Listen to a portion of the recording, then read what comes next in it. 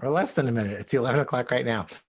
Hi, my name is Greg Chambers, and this is a little webinar in the Go Leads Lead Generation webinar series on LinkedIn prospecting. So a lot of questions lately about LinkedIn as more, well, I don't know, it's more and more people, but I think it's certainly moving beyond just the most aggressive salespeople using LinkedIn to where other people are getting more value from it currently. So I'm going to go through extending a reach, how we do it, or my approach, the goleads.com approach, which, and I'll tell you where it fits into what it is that we do, but it should answer the question, what does a database company do with a database like the LinkedIn database?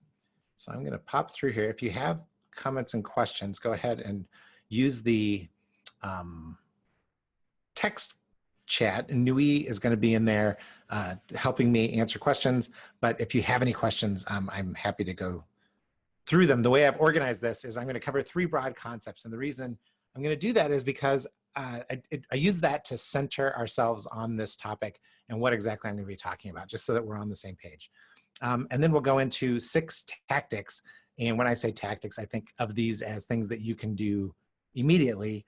Some may be that you're already doing, others that maybe you just need to see somebody else do it. And then the Q&A, the way we'll do the Q&A on this one is if you have questions, I'll answer. And as a matter of fact, I usually start the front with, if you have any things that you're hoping to hear, stick them into the chat box and I will cover them as I go along. In the past, the attendees have been a little quiet. I think that everybody wants to just watch the recording. And maybe that's why they sign up.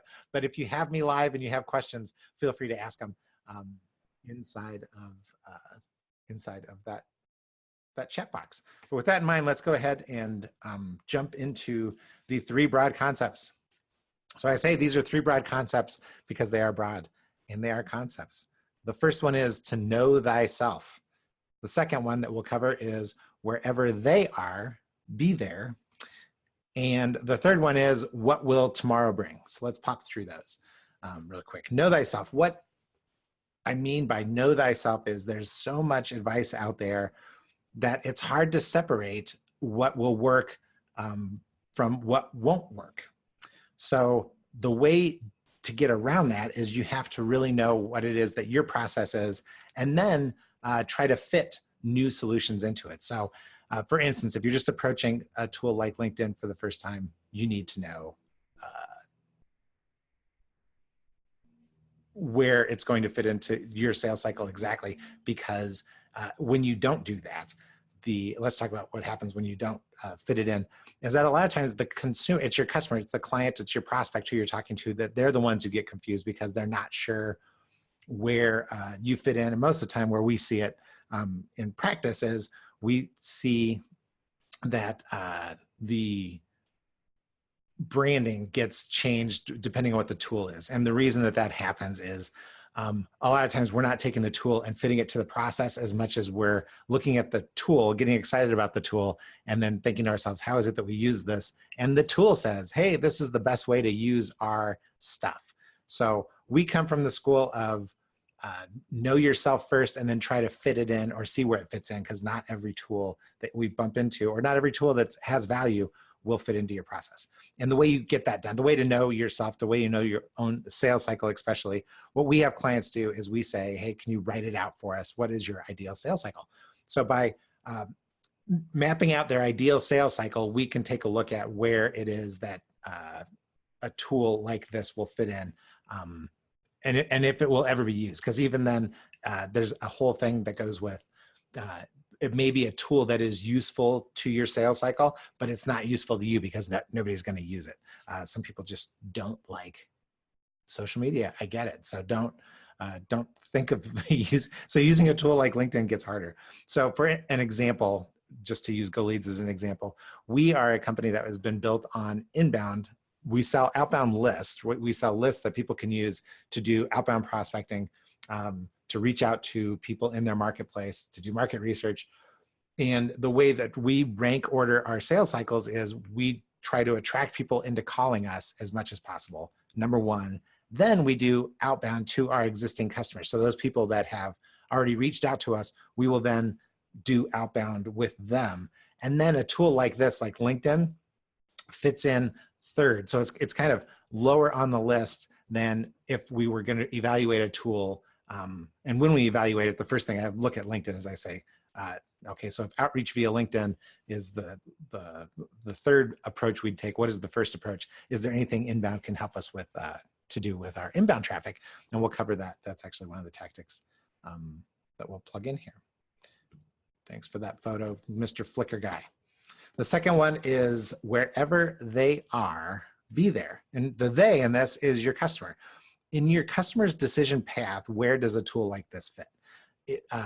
It's often curious, especially with a tool like LinkedIn. It seems like most of the consultants who are pushing LinkedIn as a solution, one of the things that they will say to defend it is say, Greg, who do you know that's not on LinkedIn? And I have to think to myself, that's a hard question to answer.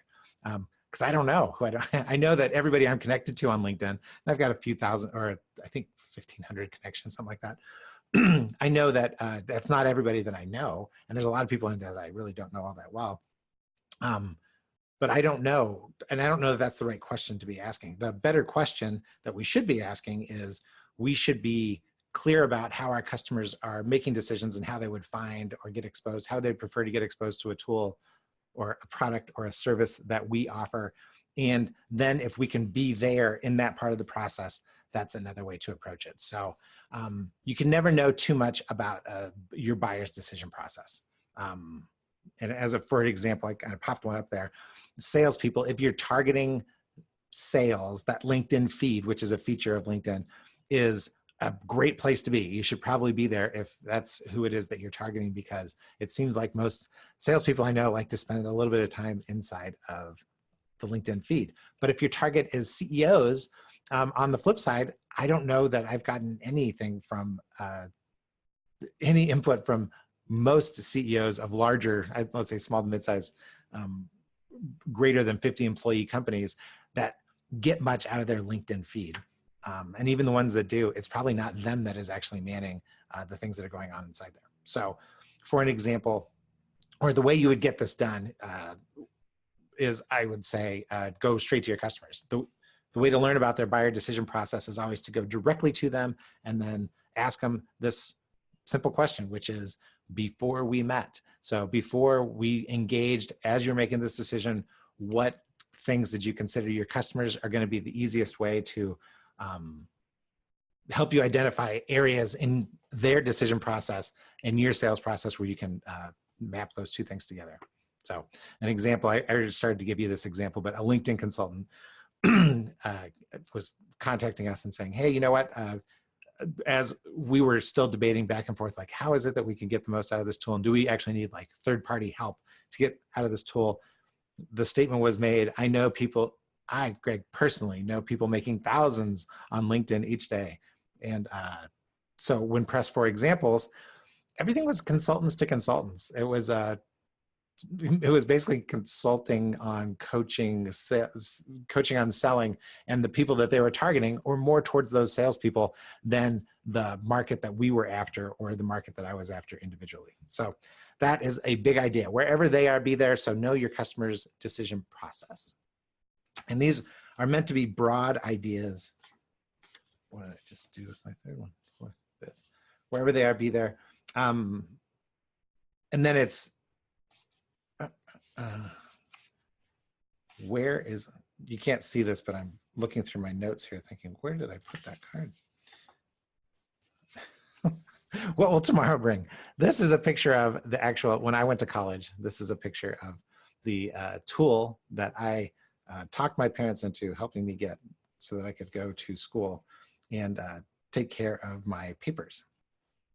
This is the tool that I just got for my soon-to-be college student over the years. What will tomorrow bring is all about, it's not the tool, it's how you use it. The new stuff is happening each day. There's new markets that are being, like there's new social media groups that are being built. I just read about one this morning that was started, which is all about students and grad students, but it's the LinkedIn for students and grad students, and they raised 11 million bucks. So I'm sure they're going to be making an impact out there. As you bump into these new tools, it's important for us to know is because we don't want to get involved in this, the hype machine that goes around a lot of these tools and get that fear of missing out, right? As my kid would say, FOMO, dad. So you're better off sticking to your process and making it all work. So you should consider all new technology, consider all new tools that your customers may be working in, especially as it's part of their decision process and where it fits. But then you really need to dovetail that into your cycle to decide whether or not to do it. For example, we have a customer who is a cosmetic dentist who was spending time and effort on LinkedIn. This we had no evidence that any of his customers, I take that back. So we had evidence that his customers were on LinkedIn. We had no evidence that they were looking for cosmetic dentistry or that it was worth his while to be there versus something like Pinterest or Snapchat. So different tools for different situations. And then in the end, it's always going to be, it's not about the tool, right? Originally when I built this slide, I thought, oh, that TypeStar 220, it was pretty cutting edge in its day. It really didn't make me a better writer. And neither will the fortune that was spent on this MacBook Pro for the kid. He's still got it, right? Tiger Woods can play with my clubs and destroy anything I can do to a golf course, even though he may be struggling. So it's not the tool, it's how you use it. That's the third big concept behind LinkedIn. When we approach these tools, those are the things that we keep in mind. And that is, right, know thyself. Make sure you have your sales cycle down pat and don't try to adopt to their sales cycle or whatever suggestion that they make that like, oh, you should be doing this. Think to yourself, do we do it now? And does it replace anything that's in our current sales cycle? Wherever your customers are, wherever they are, you need to be there. So know your customer's sales cycle and then dovetail those two things. And then know that tomorrow there's always going to be a brand new tool. So that being said, that's Greg's disclaimer. Let's jump into 6 effective tactics. I've titled these 6 tactics. I always feel like one step ahead. I feel like I'm reading the Jeopardy lead in. One step ahead. These are different categories. One step ahead, cats/dogs, step it up, monkey see, monkey do, and 10,000 steps. So those are the 6 tactics that we're going to cover. Let's jump into the first one. I always feel like when you hear this, if you're, I may have dated myself by showing that typewriter, that automatic little tiny computer typewriter that I had back in the day. But do you guys know Rockwell and the Michael Jackson? I always feel like somebody's watching me. I can hear it in my head right now. What this is retargeting, right? You need to use LinkedIn. If your customers are on LinkedIn at all and they visit your website, you've got a built-in tool where you can show ads to that audience. So instead of showing it to everybody on LinkedIn, you're only showing it to the people who've been to your website. And like it says, re-engage your website visitors. There's also a way you can upload, you could take your LinkedIn audience and put them in different places where you could show them impressions too.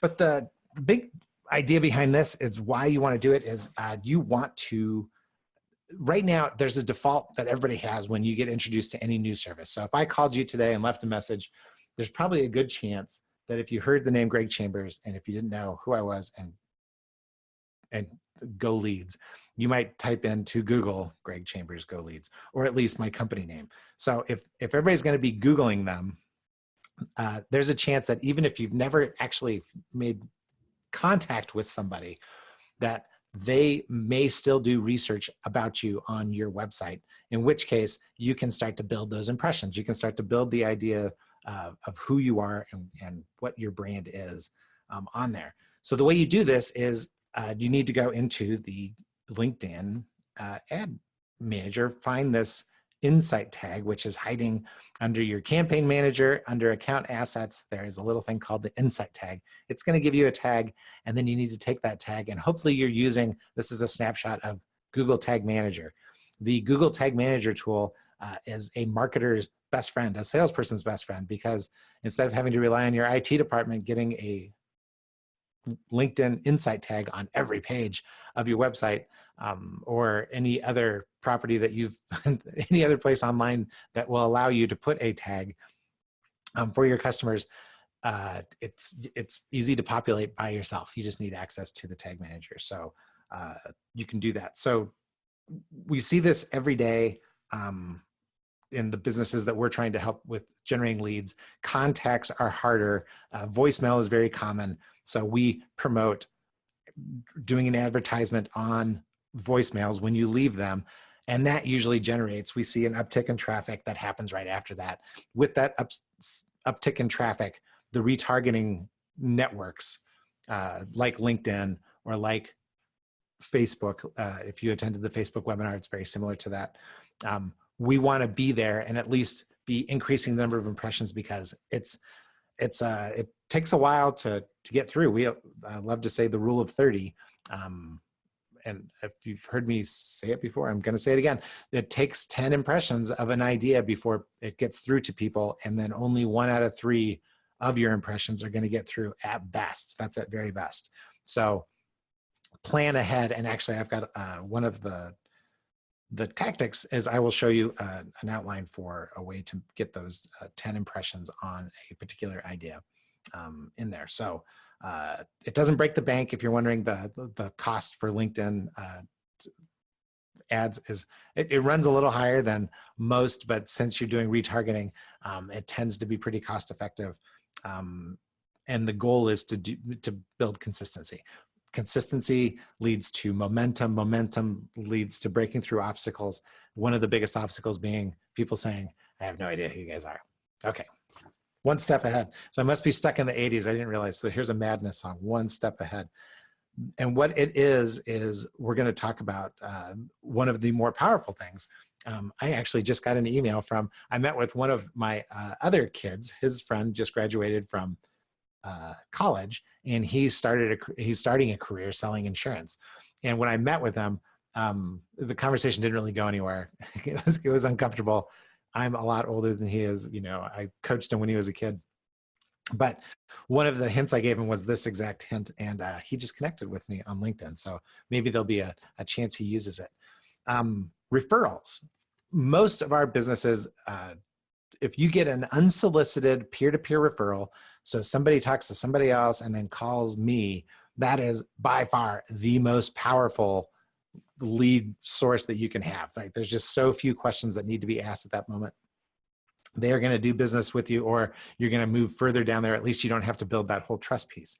The next best thing is being able to borrow somebody's name. Who I've put up there is my brother-in-law, Bill Tressler, who owns a brewery up in Green Bay, Wisconsin. So if you're in Green Bay, Wisconsin, stop by the hinterland and say hi. If I were meeting with Bill, right? One of the challenges that I have is that if I'm trying to expand my market in Green Bay, for instance, for the people of Green Bay, it is hard for them to differentiate me from anybody else. But so if I can borrow the influence of somebody who owns a popular restaurant and brewery, maybe that can do it. So if you take the time to do the research, LinkedIn makes it easy for you. This is how I would do it, is I would jump into Bill's profile. I'm going to be going up to Green Bay. I would click on see his connections. And then in his connections, I would go to the all filters. So up along the top, which is just under that search bar, you can see where those ads, custom printed apparel turned into the Midland MBA in Omaha. If you click on the all filters, you can start to do a search. And the nice thing is I can start to I'm searching through Bill's database at this point, Bill's connections for his second or first connections that are listed as CEO.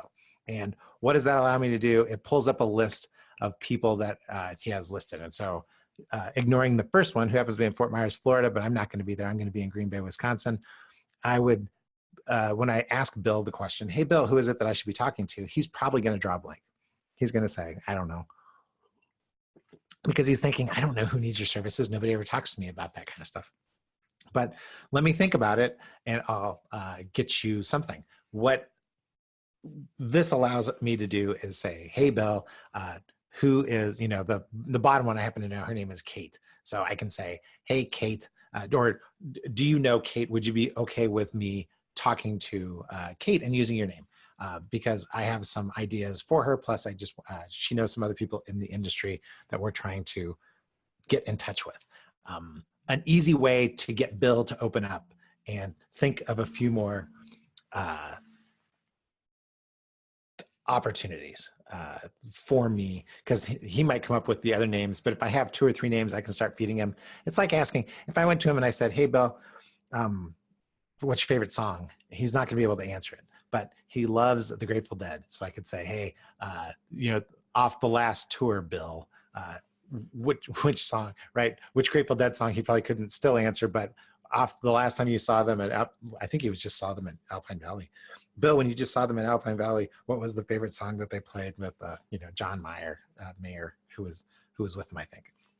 And Bill, it's a lot easier for him to think because we've narrowed the options down.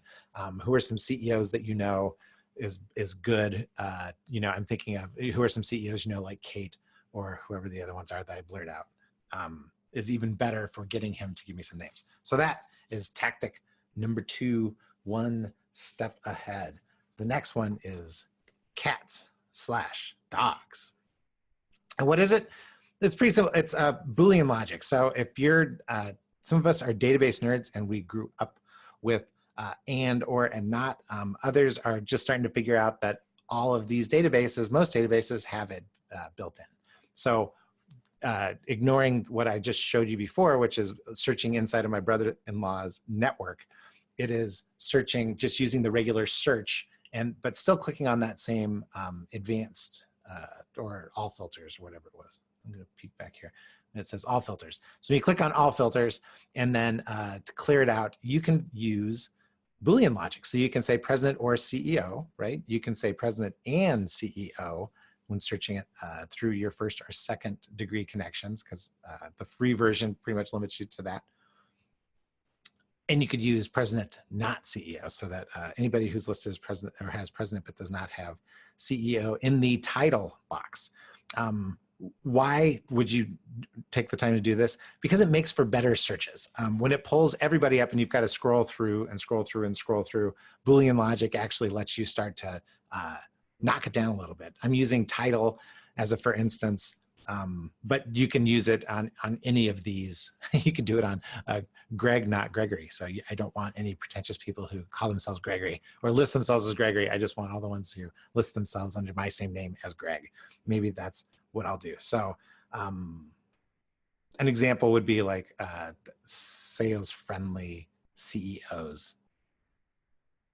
And I may say, oh, okay, so I would use and so that I could find people who were had sales and CEO in the title. That might be in it, for instance. But if I wanted people who, CEOs where sales might be more of a mystery, I could say CEO, not sales would be a for instance. And the reason it's called cats/dogs is because this was the Boolean graphic a logic graphic that I found, which is great, right? So you can see and is where puppy and kittens intersect, or includes every term, and then not includes is only one term.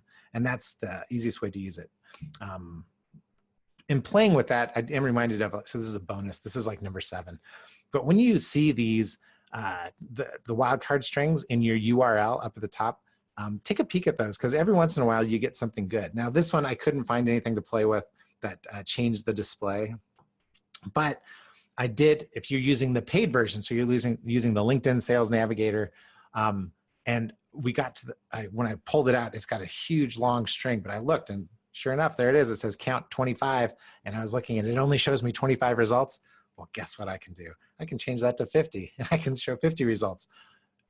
It's just interesting and fun to do if you use the paid version of LinkedIn. And actually, that's what Step It Up is all about. Step It Up is talking about the paid version. Whether you're doing it, if you've never tried it before, it is worth the free month to mess around with, to figure out how you would do it. You really do need to know what your sales process is and what the customer's decision process is in order to put this all together. But the first thing it does, I think it's like $80. I don't quote me on that in case I got a different deal. You know how these databases are, these with the variable pricing that they put out there. When you're doing, if you start using LinkedIn and you start getting into deeper searches where you know a little bit more about who it is that you're trying to find, the search on this is the reason I would do it. It's super powerful. It helps you dig out conversation starters just based on how long somebody's been in a position, what their function is, the years that they've been in a particular industry or a company. So the way you do it is there's a buy now button. I'm sure if you logged into LinkedIn today, there's a buy now button where you can either get a free month or end up subscribing to it. And so here's the bonuses that I could see. So unlimited browsing, you know, he could pretty much, I've never been shut down on browsing through LinkedIn. So I don't know, they tout it. So there must be something they limit you by, but the saved searches is actually something, if you are messing around with Boolean logic and you're starting to narrow your markets down, it's not a bad idea to be able to save searches, but is it still worth the money? Maybe not. You get more filters. That can be powerful depending on how well you know your customers. And we can help you with some database analysis stuff on that. How they're found in LinkedIn. As you probably know, you get access to a bunch of this information when you've connected with people online and in LinkedIn. And then when you download the information on the back end, you get to share it, doing some quick little database analysis on there with customers, with people who made it to proposal, or people who at least continued a conversation with you, may provide some insights that make this tool a lot more useful. And they tout this in-mail thing where people can send you notes directly via in-mail. And they promote anonymity. I'll tell you why I put the question mark on there is because you can search by title, right? So to search by title, industry, you can save a search like a research assistant, or you know, if we were targeting right now, one of the new market that we might take a look at is dealers of a particular type of farm equipment. And so the current search limits us a little bit. We'd be able to get much closer to what it is that we were searching for. And what I got is I get these in-mails, more and more of them every day. And it's, hey, I saw, you know, I wanted to connect with you, and do you want to watch this video? We can talk more about that. I don't know that, I'd be curious as to how effective the in-mail prospecting feature is. Again, if your customer is on LinkedIn and doesn't have a lot of people hitting them through that channel, maybe that's powerful. Mixed in is how I would do it, and we'll talk about that in a second too. So that one is, let's see, step it up. So we're through number 4. Number 5, monkey see, monkey do. This one gets into a little bit more of the just hacking what people put into their messages. I've noticed it's as more people are getting on there, there's a lot, the descriptions are getting a lot plainer. But some of the original people had great descriptions. And when I say monkey see, monkey do, it's sometimes you can speed up response times. Sometimes your marketing message is more effective when it reflects the same language that they use. So they wrote it, right? You're mirroring their language. It's an opportunity. They recognize it as their own, and maybe you guys think the same, right? So it's always important to match before you can lead, right? That's a sales 101 principle, is meet them where they are before you can lead them to a new place. So mirroring the same language is an opportunity to do that. So for instance, this is the description that he puts under himself: 20 years experience in entrepreneur. So the words I start to look for are like entrepreneurial, high growth, things that are attractive to you. I would not say it exactly the same way. Love, he uses the word love. I may not use that in any correspondence, but I may say it to him. You know, I love to recruit and build new relationships and businesses too. And that's why we should connect. And maybe that can start a little bit of a relationship with them. So what you want to do in there is just look for anything that jumps out that's unusual. database, sales, operations, supporting, all that other stuff doesn't mean anything to me. It may mean something to you if you were trying to reach him. And so going back to the email that I just got last week, it was, I see you help people. Now I didn't go back and double check this, but I thought it was such an awkwardly phrased comment. It had to have come out. It's probably inside of my profile that's in there to where I help people. And then, so we should connect. And so I connected because I do like to help people. And then she was the one that ended up sending me the video. So maybe since you love helping people and I love helping people, watch my video. I kindly replied, but you know what? Maybe there's something to this, even as I try to poo-poo it away from myself. Yeah, I did respond to her because I was like, no, thanks, I'm not interested. 9 times out of 10, I just ignore those things. So there's something to it. I'm a victim of my own ideas in here. All right, last one, number 6, 10,000 steps. I don't know if you guys have these little Fitbits. I don't, because the last thing I need is for somebody else yelling at me about my lack of activity or the fact that I sit in front of a computer most of the day. But at one point I was curious because everybody was talking about their 10,000 steps. Where does 10,000 steps come from? So in case you want to know, there was a study, and one of the grids that they broke people into was obese, not obese, and another section of the grid was active, not active. And it turns out that if you're obese and not active, you really do severely cut your lifespan.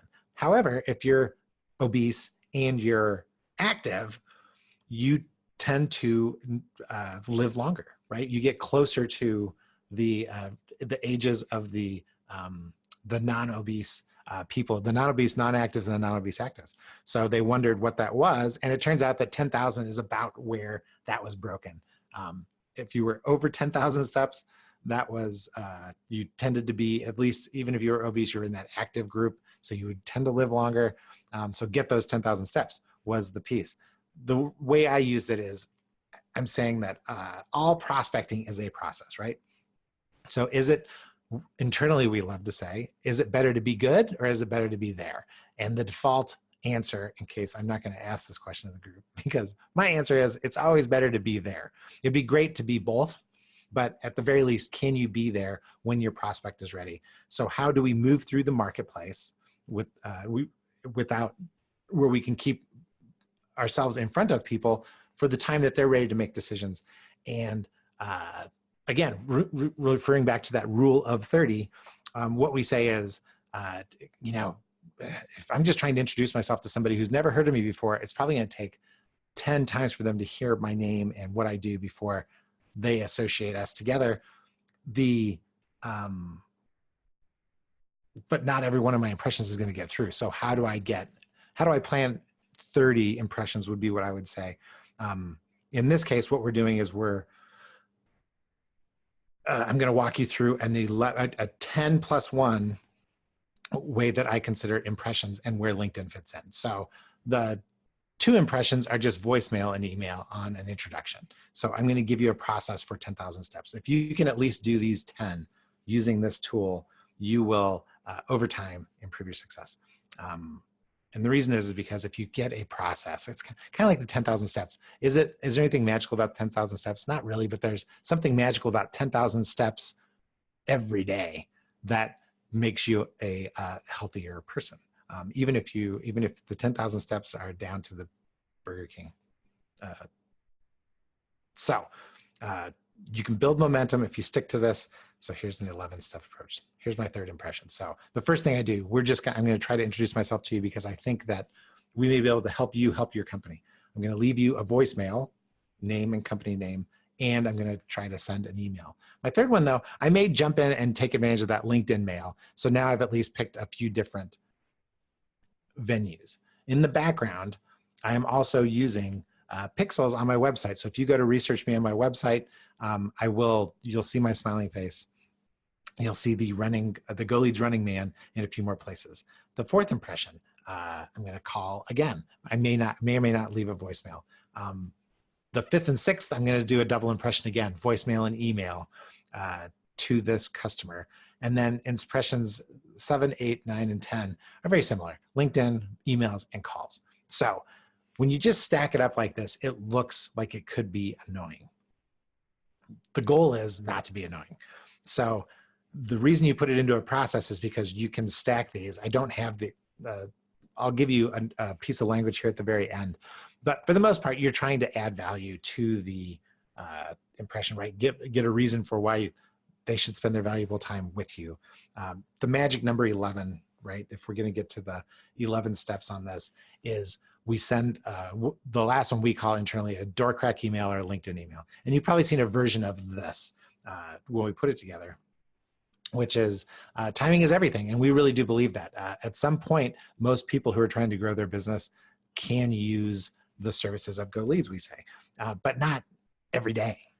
So hopefully you at least know who I am at this point, and then I'll be back with new news. I won't be back doing the same thing, the same 11-step approach. It may be the same 11-step approach, but the language is going to be different each time. But I'm trying to be high touch so that I'm around just in case you happen to be closer to being in the market than not. But there's really no pressure. I'm trying to do a low pressure approach. And the reason that this helps is with some database knowledge, taking a broad database like Go Leads, bumping it up against a very specific database like your customer database, and then bumping that up against LinkedIn and trying to combine all those things together to where you can build a little lead universe, all trying to get that rule of 30 in place, is the best way we found right now to use a tool like LinkedIn and where it fits in. So right now, if you were in our database and you're in one of our target markets, you should start seeing some LinkedIn stuff here and there. Will you recognize it? I don't know. It may be as subconscious as that little, the fact that I responded to that lady about the clients thing. All right. So that's it. That's what I have. I'm checking, I'm looking. There's no questions in the chat box, but this is the time to roll through them. If the 3 big concepts, what kind of questions are there about those? There's probably not that many, right? Because it's hard to argue with knowing your sales. You need to know your sales cycle intimately and then try to fit tools into the process versus taking tools and recreating your sales process. You need to know your buyer's decision process. And like that cat dog Venn diagram, you need to know where those things are going to cross over to each other. And just always be aware, there's always a new tool. So have a way of evaluating these tools as they come through. I've kind of given you an idea of how we would evaluate a tool like LinkedIn internally at Go Leads. And then I give you some tactics that you can do right now. Retargeting was one. Referral prompting is what I find to be, it's the simplest, it's the easiest. It's the one I used long before I started paying for the upgrade. And half the time I don't even really, the upgrade almost requires me, they're asking me to put so much information into LinkedIn. I don't really want to do that. I just want to find different people to talk to when I have different ideas. So referral prompting is super powerful. The Boolean search and hacking of the URLs is important. Upgrading your account, right? For me, it's for you, it's for everybody. It's a math equation. If it's, I think it's, so if it is $80, that's $9, so it's $1,000 for a year. Like other selling tools, it's just, are you going to be able to get $10,000 back out of it if you use it? If you don't use it, nothing happens. And so we know that. We all know that. Use their language to mirror their language, and use that rule of 30 approach. That 11-step approach that I threw out there could be helpful. So there, I popped through that 38 minutes. I'm a rock star. I aim for under 45, and I'm giving you an extra 7 minutes in your day. If you need to contact us for more information or specific advice in your business or industry, or if you want to connect on LinkedIn and then and talk about your business and LinkedIn, by all means, give us a call or goleads.com. There's a little phone person there. Call our little round, bald, full phone person with the headset at 402-334-1824. Thanks for your attendance. I hope it was helpful, and it's helpful to somebody. It's helpful to Nui and Trang. And so I will talk to you later. Thanks for attending. Bye.